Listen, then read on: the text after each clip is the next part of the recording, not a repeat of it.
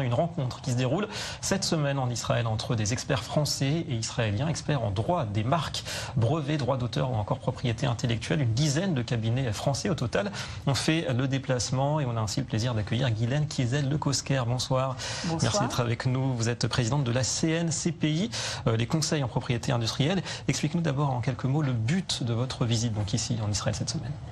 Bonsoir. Le but de notre visite est de rencontrer tout d'abord nos homologues israéliens. C'est la première fois qu'une délégation française se déplace en Israël. Israël est connu pour être la nation des start-up et comme vous le savez certainement, notre président Emmanuel Macron a indiqué il y a quelques mois qu'il souhaitait que la France devienne la nation européenne des start-up. Donc nous nous rencontrons sur le terrain de l'innovation, mais l'innovation ce n'est rien sans la propriété intellectuelle, sans la protection de cette innovation et notamment grâce aux brevets qui sont le bras armé de l'innovation puisque grâce aux brevets, les entreprises ont des monopoles, soit par l'exploitation directe de leurs innovations, soit en concédant des droits à des entreprises tierces. Alors pour toute entreprise, la propriété intellectuelle est stratégique, elle est vitale pour les startups puisque c'est elle qui va permettre de lever des fonds et ces fonds ensuite vont permettre une croissance de ces entreprises, de poursuivre la recherche et le développement.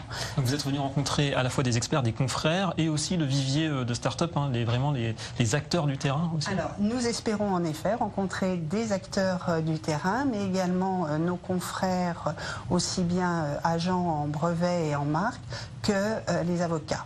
Nous avons un agenda très rempli et c'est avec beaucoup de plaisir que nous allons pouvoir échanger sur les différentes réformes qui ont été amenées, qui ont été mises en place en Israël et les grandes réformes que le gouvernement français a mis en place concernant la propriété intellectuelle par le biais de la loi Pacte et pour laquelle la Compagnie nationale des conseils en propriété industrielle a été très active. Donc 4 jours de visite en Israël. 4 jours de visite, ouais. Tout à fait. Alors concernant l'actualité justement de la protection des marques, on sait qu'en Europe en ce moment il y a un dossier brûlant, c'est bien sûr le Brexit. Parlez-nous un petit peu.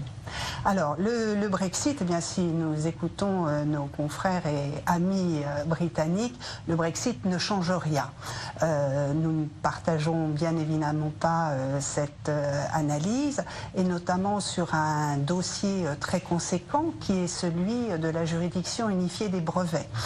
Depuis une quarantaine d'années, l'Europe a vocation à mettre en place un brevet unitaire à effet européen et une juridiction unifiée des brevets qui permettra pour les entreprises européennes et pour les entreprises à l'étranger d'avoir un titre qui couvrira 25 pays européens.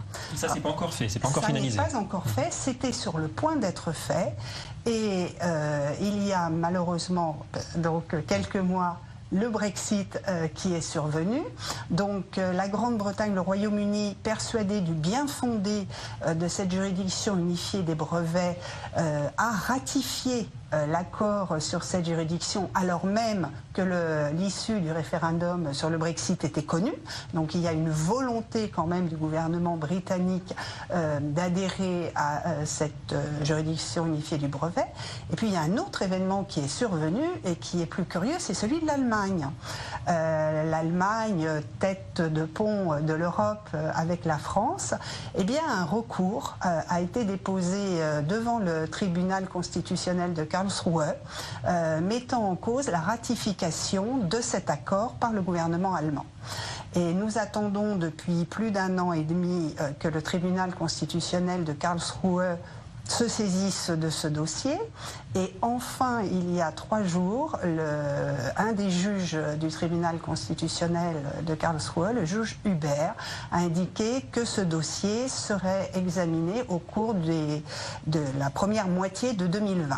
Donc des juges qui sont focalisés sur l'Allemagne. Des juges qui sont focalisés sur l'Allemagne, mais lorsque les juges auront rendu leur décision, on espère que le gouvernement allemand ratifiera très rapidement. Alors, il faut savoir que le gouvernement français est très porteur sur ce sujet, puisque nous avons été le 2e pays à ratifier cet accord. Le siège de la division centrale sera à Paris, ce qui est une reconnaissance de la compétence de la France en matière de propriété intellectuelle. Donc la France a vraiment une carte à jouer dans l'optique du Brexit aussi. Tout à fait. La France a une carte à jouer énorme. Donc Paris, siège de cette juridiction. Le premier président sera un Français.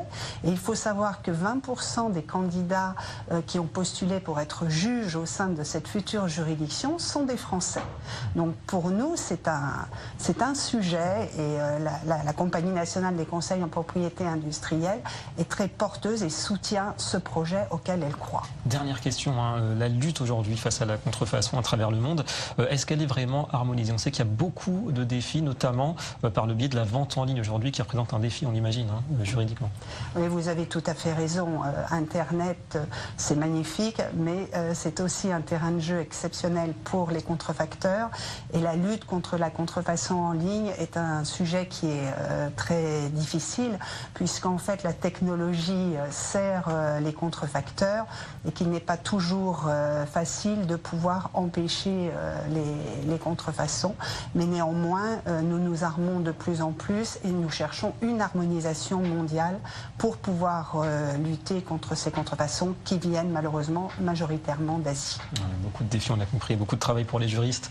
Bon courage à vous et bonne visite. En tout cas, merci beaucoup Guylaine Kiesel, Le Cosquer, d'avoir accepté notre invitation ce soir.